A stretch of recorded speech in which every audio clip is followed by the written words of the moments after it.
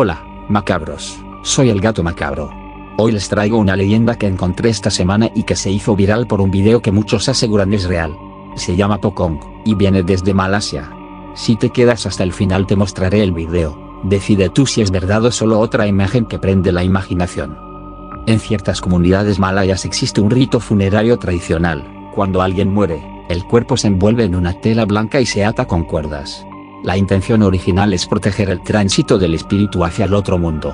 La costumbre viene de creencias antiguas sobre el buen paso del alma. Sin embargo, según la tradición, esos nudos deben desatarse antes de cierto número de días, 40, para que el difunto pueda descansar en paz. Si los nudos no se sueltan a tiempo, cuenta la leyenda que el espíritu no pasa y regresa atado al mundo de los vivos. Y así nace el Pocong. La imagen que acompaña a esta leyenda es inquietante: un bulto blanco que salta, no camina, porque sus brazos y piernas siguen amarrados. Ese salto se vuelve su sello, el brinco del Pocong. El Pocong, según la tradición, no siempre busca hacer daño. En algunas versiones, solo busca que se desaten sus ataduras.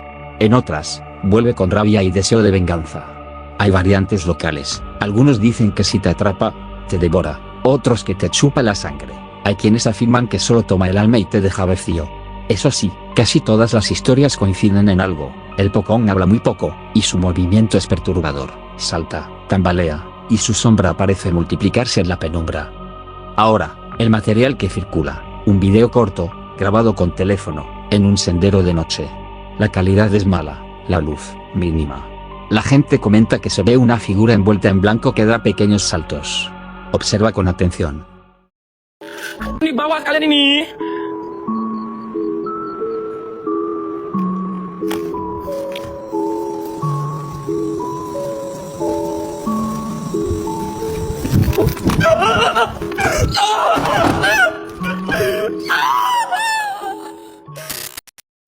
Di bawah kalian ini.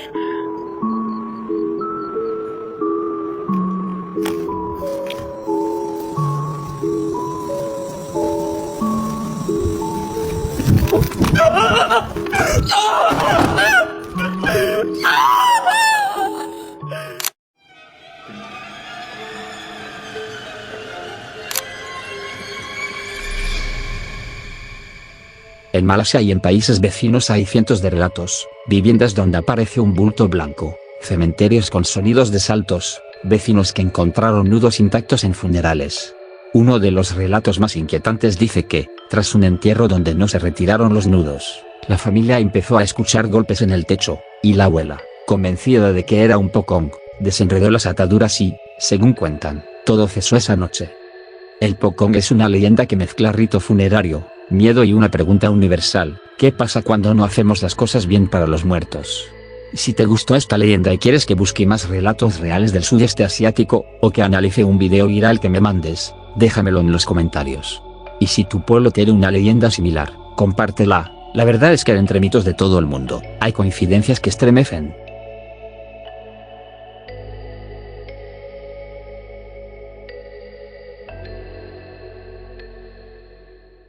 El puerco nahual del barranco.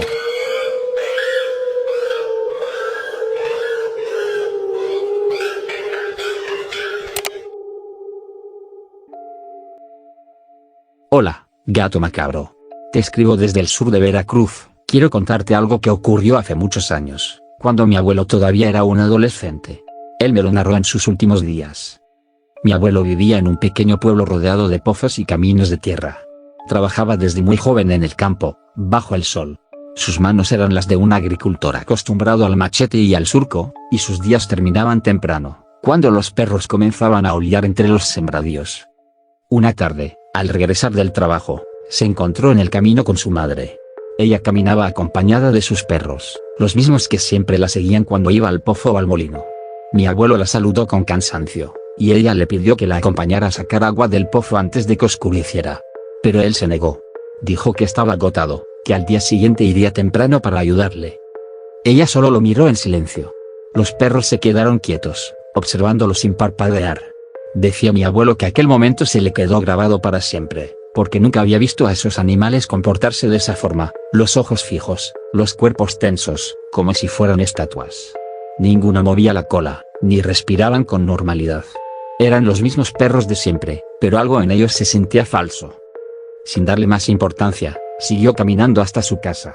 Pero al entrar, algo lo detuvo. Ahí, sentada junto al fogón, estaba su madre. Con la misma ropa, las mismas trenzas, los mismos aretes. Y los perros dormían a sus pies. El cuerpo de mi abuelo se quedó helado. Preguntó si no había ido al pozo hace un momento. Su madre lo miró sorprendida. Le respondió que no, que llevaba toda la tarde en casa, preparando la cena, y que los perros no habían salido del corral. Mi abuelo no supo qué decir. Intentó convencerse de que había sido una confusión, una sombra del cansancio del calor del campo. Pero algo en su interior le dijo que no debía contar lo que había visto. Esa noche, los perros comenzaron a comportarse de forma extraña. No comieron, solo gemían mirando hacia el monte. Después de la medianoche, empezó el aullido. Un aullido largo, desgarrador, como si estuviera viendo al mismo demonio. Mi bisabuela encendió una vela y los llamó por su nombre, pero los animales no obedecieron. Corrían de un lado a otro en el corral, chocando con las tablas, tratando de meterse en la casa. Parecían aterrorizados. Y entre los aullidos, se escuchaba otro sonido, como el gruñido de un animal grande. Mi abuelo salió con un machete y alumbró con una vela. Dijo que el aire olía raro, como a orines rancios. Los perros se encogieron, temblando, mirando hacia el camino por donde había venido su madre horas antes. Entre la maleza, se movía algo. Un bulto oscuro. Mi abuelo juró que vio dos ojos pequeños y rojos mirándolo desde la oscuridad. Era una silueta agachada. Algo se arrastró hacia los cañales y desapareció. Los perros se calmaron. Se quedaron mirando al camino que daba hacia el pozo. Al amanecer, corrió la noticia por el pueblo. Habían encontrado el cuerpo de un joven en el barranco. Era un muchacho de la misma edad que mi abuelo, trabajador del campo también. El cuerpo estaba destrozado, con marcas profundas en el cuello y en el pecho. La gente decía que lo había atacado un animal enorme. El rumor no tardó en crecer. Decían que el espíritu que había tomado la forma de su madre no era un fantasma, sino un nahual disfrazado. Y que aquella noche había salido a cazar. Con los días, los pobladores empezaron a escuchar ruidos cerca del barranco, el chillido de los animales del monte. En los caminos, la gente empezó a contar que habían visto un puerco enorme, negro, con ojos humanos, que caminaba erguido por momentos y desaparecía entre la maleza. El miedo se volvió costumbre. Las familias empezaron a encerrar sus animales antes del anochecer y evitar el pozo por completo. Pero mi abuelo, desde aquel encuentro, nunca volvió a ser el mismo. Con el tiempo, la historia se volvió una leyenda local, la del puerco nahual del barranco. Los ancianos decían que era el espíritu de un brujo que había hecho un pacto con el demonio para transformarse en animal. Hoy, el pozo sigue ahí, seco y cubierto de maleza. Pero cuando llueve fuerte, los vecinos dicen que el agua vuelve a subir sola, y que desde el fondo se escuchan golpes, como si algo golpeara las paredes tratando de salir.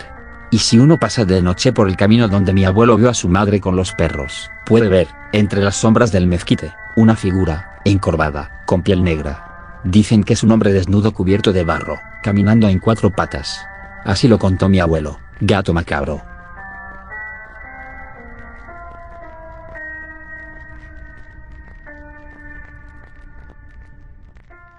La mujer caballo.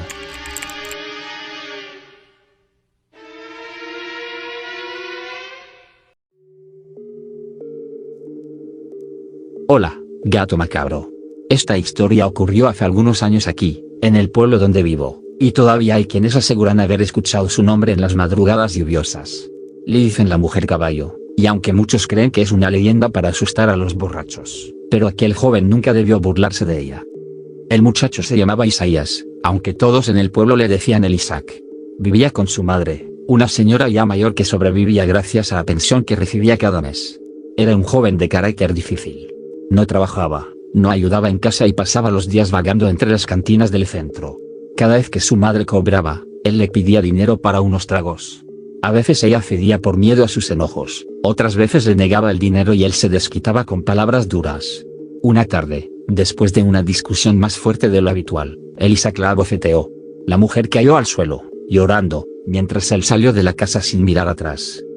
Aquel acto marcó su destino. Consiguió dinero con unos amigos y se fue a tomar a una tienda cercana al camino que lleva al río. Dicen que esa tarde comenzó a llover con fuerza. Los truenos sacudían el cielo, y la tormenta hacía vibrar los techos de lámina. El Isaac, borracho y tambaleante, salió del lugar riéndose, con una botella a medio terminar. La lluvia le empapaba el rostro, pero no le importaba. Tomó el camino de regreso a casa, cruzando el puente viejo, un sitio al que nadie se acercaba de noche. Ahí, bajo esa estructura oxidada, muchos decían haber visto cosas raras. Cuando el Chayo llegó al puente, se detuvo para orinar. El agua corría con fuerza debajo. Fue entonces cuando sintió que alguien lo miraba. Giró la cabeza, y lo que vio lo dejó sin respiración. A unos metros de él, entre la lluvia, se alzaba la figura de una mujer. Su cuerpo era delgado, cubierto por un vestido blanco empapado que se pegaba a su piel. Tenía el cabello negro, largo, que caía hasta la cintura. Pero su rostro no era humano. Tenía cara de caballo, con un hocico oscuro, los ojos vacíos, y una boca que se movía. El sonido del agua se mezcló con el relincho que salió de su garganta. El Chayo intentó retroceder, pero sus piernas no le respondieron. La figura extendió una mano huesuda, casi esquelética, y lo sujetó del hombro. Estaba helada, y el olor a podredumbre lo envolvió por completo. El joven forcejeó, gritó, y logró soltarse, corriendo en medio de la lluvia hacia su casa. Cuando llegó, apenas podía hablar. Su familia lo encontró temblando, empapado, con los labios morados y la mirada perdida. Intentaba explicar lo que había visto, pero apenas podía balbucear entre dientes. Tenía cara de caballo. Me tocó. Encendieron velas, le dieron café caliente, pero el Isaac no volvió a ser el mismo. Al día siguiente no se levantó de la cama. Decía que sentía frío por dentro. No comía, no hablaba, y cada vez que caía la tarde, sus ojos se llenaban de miedo. Durante noches, el canto de los grillos y la lluvia se mezclaron con algo más, un relincho lejano, proveniente del camino del puente. Algunos vecinos dijeron haber visto una figura blanca parada junto al río, moviendo el cabello bajo la luna. Otros escucharon pasos en el techo de la casa de la madre, como si un animal enorme caminara sobre las láminas. El cuarto día, el joven amaneció muerto. Dicen que tenía los ojos abiertos, mirando hacia la ventana, y una marca en el hombro, como si alguien lo hubiera sujetado con fuerza. Su cuerpo no mostraba heridas, pero el rostro tenía una expresión de puro terror. La gente del pueblo lo interpretó como un castigo. Desde entonces, los viejos del lugar repiten la misma advertencia: no maldigas a tu madre, ni salgas de noche borracho bajo la lluvia. Porque la mujer caballo sigue rondando los caminos, buscando hombres irrespetuosos, malijos o abusivos. Aparece siempre donde hay agua, en los ríos, los puentes o los charcos de lluvia, y toma forma de una mujer hermosa para confundirte. Pero si la miras directamente al rostro, revela su verdadera naturaleza, un ser mitad humano, mitad bestia, con ojos vacíos y piel que parece podrirse bajo la luna. Mi abuela dice que el espíritu de esa mujer aparece especialmente cuando alguien golpea o insulta a su madre. Que el alma de las mujeres maltratadas la llama. Que su presencia es una advertencia, y que si alguien la ve, no debe correr, ni gritar, ni mirarla a los ojos. Debe cerrar los ojos y rezar, aunque la voz que escuche le suene familiar, aunque le hable con el tono de una persona conocida. Han pasado muchos años desde la muerte de Isaac, pero nadie se atreve a cruzar el puente cuando llueve.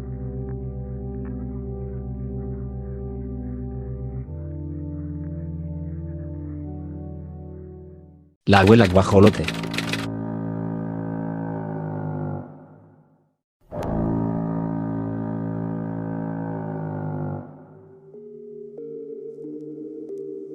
Hola, gato macabro. Quiero contarte una historia que ha pasado de generación en generación en mi familia. Mi madre me la narró cuando era niño, y a ella se la contó su padre. Pero el protagonista fue mi bisabuelo, un hombre de campo nacido y criado en una comunidad rural del estado de Veracruz, allá por los primeros años de la década de los 40. Cada vez que alguien la cuenta, los perros se inquietan. Dicen que lo que ocurrió aquella noche fue real, y que desde entonces, la luna del Bajío nunca volvió a escucharse igual. Mi bisabuelo trabajaba en el área de embarques de una fábrica cercana. Era un hombre fuerte, acostumbrado a cargar costales y mover tráileres durante largas jornadas. Cada tarde regresaba a casa agotado, con el cuerpo molido y las manos llenas de polvo. Vivía en una casa grande, de esas antiguas. En el patio había un árbol de mezquite que se levantaba imponente, y junto a él, un corral con gallinas, patos y guajolotes. Esa era la vida del campo, sencilla, tranquila y repetitiva. Hasta aquella noche. Todo comenzó una madrugada cualquiera. Mi bisabuelo dormía profundamente, cuando de pronto lo despertó un sonido que nunca olvidaría, como el graznido o ronco de un guajolote. Era un ruido constante, persistente, que no paraba aunque pasaran los minutos. Creyó que alguno de sus animales había escapado del corral. Pensó en levantarse, pero el cansancio lo venció. Solo se cubrió con la cobija, esperando que el ave se callara. No lo hizo. El canto siguió hasta que el sol comenzó a salir. A la mañana siguiente, con los ojos hinchados por no haber dormido bien, mi bisabuelo le pidió a su esposa que encerrara mejor las aves al caer la tarde. Le dijo que seguramente uno de los guajolotes se había subido al árbol y había estado cantando toda la noche. Nadie le dio demasiada importancia. Pero esa misma noche, todo volvió a repetirse. La luna volvió a brillar sobre el mezquite. El aire estaba quieto, y los perros del rancho vecino empezaron a ladrar como si hubieran olfateado algo. Y entonces, otra vez, se escuchó el mismo ruido del ave, pero más cerca, más fuerte, como si el ave estuviera justo sobre el techo. Mi bisabuelo, molesto, encendió una veladora para alumbrarse y salió al patio. Alzó la mirada y vio la silueta de un enorme guajolote sobre las ramas del mezquite. Era más grande de lo normal, con las alas abiertas y el cuello erguido, mirando hacia la luna. No parecía un animal. Parecía algo más. Mi bisabuelo se llenó de coraje. Buscó bajo su cama los zapatos viejos que guardaba y empezó a lanzarlos uno a uno contra el ave. El guajolote no se movía, seguía emitiendo su canto ronco que hacía vibrar las ramas del árbol. Los primeros zapatos no dieron en el blanco, pero el último sí. Justo en ese instante, el canto cesó. El silencio fue tan profundo que incluso el viento pareció detenerse. Entonces, desde lo alto del árbol, se escuchó una voz humana. No era un sonido de ave, ni el chillido de un animal herido. Era una voz débil, vieja, pero reconocible, una voz femenina que decía algo que ninguno de los presentes en la casa podría olvidar jamás. Decía que no la lastimara, que solo parecía un guajolote. Y luego, en un tono casi maternal, pronunció su nombre. Mi bisabuelo quedó helado. Esa voz era la de su abuela. Una mujer que, según contaban, había muerto años atrás, pero que en vida fue conocida por practicar cosas extrañas. Era curandera, sí, pero también le temían. Hablaba con los animales del monte y que en las noches salía sola, siempre en luna llena, con el pretexto de buscar hierbas medicinales. Algunos vecinos aseguraban haberla visto caminar por los caminos de terracería cuando todos dormían, con algo oscuro en los brazos. Esa noche, al reconocer la voz, mi bisabuelo soltó la veladora. Y por un instante juró ver una sombra humana descender del árbol. Dicen que se desmayó frente al mezquite y que su esposa lo encontró al amanecer, tirado junto al tronco, con los zapatos esparcidos alrededor. Cuando despertó, el árbol tenía ramas rotas y plumas negras pegadas a la corteza. En el suelo, había huellas pequeñas de pies descalzos. A partir de esa noche, la familia empezó a notar cosas raras. Las aves del corral se ponían inquietas a medianoche, y algunas veces se escuchaba el canto de un guajolote, pero no había ninguno fuera del corral. Incluso después de que el animal más viejo murió, el sonido seguía repitiéndose durante las lunas llenas. Mi bisabuelo nunca volvió a dormir tranquilo. Decía que sentía una presencia cerca del mezquite, y que algunas noches, cuando el aire estaba quieto, veía la sombra de una mujer encorvada caminando por el patio. Con el tiempo, los rumores en la comunidad se extendieron. Algunos decían que la abuela de mi bisabuelo era una Enovala, una mujer capaz de transformarse en ave para recorrer los montes y alimentarse de la energía de los vivos. Pero nadie se atrevió a comprobarlo.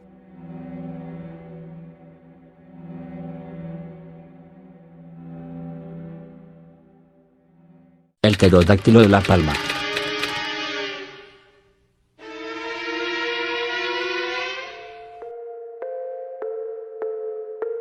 Hola, gato macabro. Quiero contarte una historia que me compartió mi abuela, y aunque al principio pensé que eran puras exageraciones de rancho, con el tiempo descubrí que varios de sus amigos aseguraron haber visto lo mismo. Esto ocurrió en los años 60 o 70, en un pequeño pueblo llamado La Palma, muy cerca de San Blas, Nayarit. En ese entonces, el lugar era apenas un conjunto de casas de madera, rodeado de palmas y caminos de tierra. No había alumbrado público, y en las noches todo quedaba cubierto por una oscuridad espesa, solo rota por el ruido del mar a lo lejos. Mi abuela era una niña, tendría unos 12 o 13 años, y como todos los niños de rancho, jugaba hasta tarde en el patio con sus amigos. A veces hacían fogatas pequeñas y contaban historias, o se escondían entre los matorrales para asustarse unos a otros. Eran otros tiempos, la gente no se preocupaba por cerrar las puertas, y los niños podían quedarse afuera hasta que la luna subía al cielo. Una noche, mientras jugaban cerca del río que pasaba detrás del pueblo, escucharon un sonido raro. Decía mi abuela que al principio pensaron que era un pájaro grande o algún animal del monte, pero aquel ruido era distinto, graznaba como un pato, solo que mucho más fuerte, con un eco que retumbaba entre los árboles. Luego, se escuchó el batir de unas alas enormes. Todos se quedaron quietos, mirando hacia el cielo. Lo que vieron los dejó paralizados. Una criatura enorme, alargada, con alas como las de un murciélago y una cola delgada que se movía como un látigo. Su cuerpo debía medir unos 5 metros, tal vez más, y tenía una cabeza puntiaguda, sin plumas ni cabello, parecida al pico de un ave, pero más alargada, como si fuera hueso. Pasó volando bajo, rozando las copas de los árboles, y el aire que dejó al moverse levantó polvo del camino. El sonido de sus alas era pesado, profundo, como el de una lona golpeando el viento. Los niños gritaron y salieron corriendo. Algunos se metieron debajo de las camas, otros se encerraron en los gallineros. Mi abuela dice que cuando entró a su casa, su madre la abrazó pensando que alguien la había querido asustar. Pero al poco rato, toda la gente del pueblo empezó a hablar de lo mismo. Varios vecinos habían visto pasar aquella figura por encima de los techos, rumbo al monte, perdiéndose entre los árboles. Durante varios días, el pueblo estuvo en silencio. Nadie se atrevía a salir de noche, ni siquiera los hombres que iban a cuidar el ganado. Decían que los perros se ponían a aullar de repente, mirando al cielo, y que algunas gallinas aparecieron sin cabeza. Los mayores comenzaron a decir que lo que habían visto era un demonio disfrazado de ave, o una criatura del mar que se había extraviado tierra adentro. Pero los niños, entre ellos mi abuela, sabían que aquello no era un invento. Con el paso de los años, la historia se volvió una de esas leyendas que los adultos mencionan entre risas nerviosas. Mi abuela creció, se mudó a San Blas y tuvo familia, pero nunca olvidó aquella noche.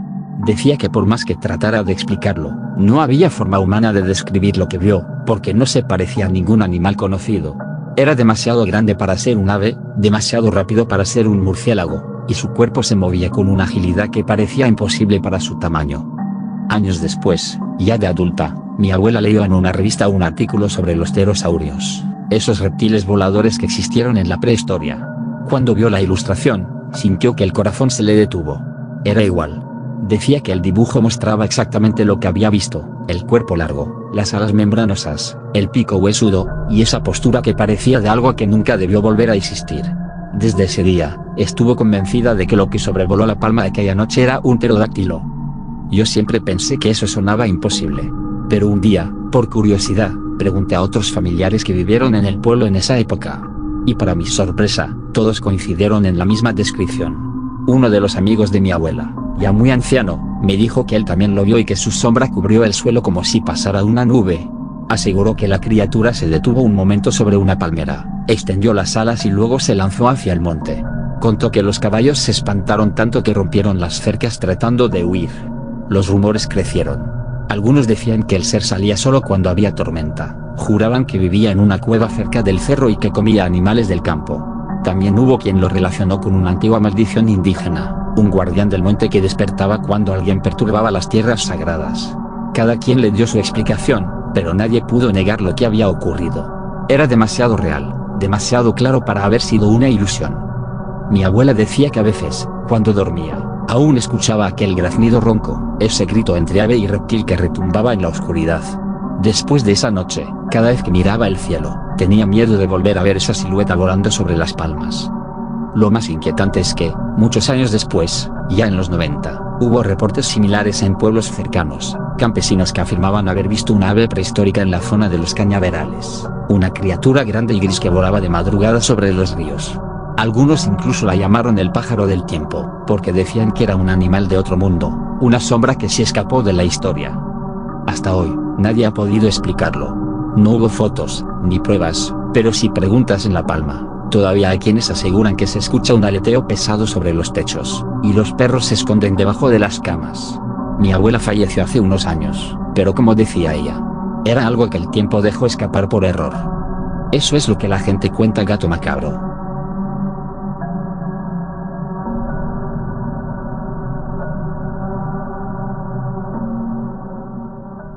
El toro en la carretera.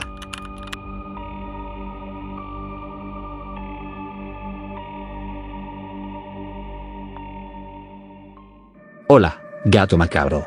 Soy Oscar y soy originario de Nochixtlán, Oaxaca. Allá vivo, pero por trabajo vengo seguido a la Ciudad de México. Me quedo en el departamento de mis hermanos. Me gusta viajar de noche o madrugada, ya que la carretera suele estar más tranquila.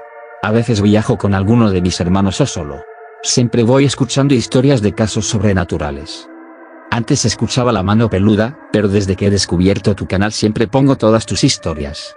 Por eso ahora quiero compartir con tu audiencia lo que me pasó en el 2012 cuando constantemente iba y venía de mi pueblo a la ciudad. Una madrugada iba de regreso a mi casa, estaba sumamente cansado pero venía escuchando historias de miedo para mantenerme despierto. Ya estaba en Oaxaca, a las afueras de Nochixtlán, el camino era estrecho y la carretera que me lleva a la entrada de mi pueblo está llena de árboles grandes. Hay un riachuelo que a veces está seco o lleno, según la época del año. En ese camino no hay casas ni retornos. Ya estaba cerca cuando de pronto escuché que algo venía detrás, pero no era un choche porque no se escuchaba motor ni había luces, solo se escuchaba como si algo viniera corriendo detrás. Eran pisadas fuertes. Por un momento pensé que era Chepo, un señor que siempre andaba a caballo y con machete, ya sea para trabajar en su cosecha o ver a sus animales. Entonces, reduje la velocidad para ver quién era. Pero no pasó nadie y ya no se escuchó nada. Fue raro porque por el camino que iba no hay otros caminos ni desvíos. Por un momento me espanté pero dije, tal vez solo se dio la vuelta y regresó. Total que llegué a mi casa a descansar. A la mañana siguiente fui a ver a mi mamá y le platiqué lo pasó.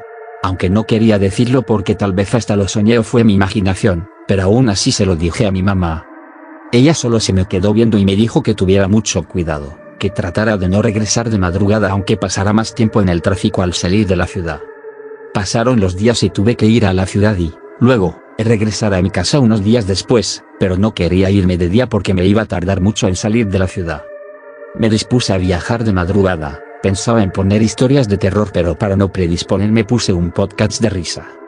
Tras varias horas de viaje estaba ya cerca de mi casa. Ya casi iba a amanecer. Pasaban de las 4 de la madrugada.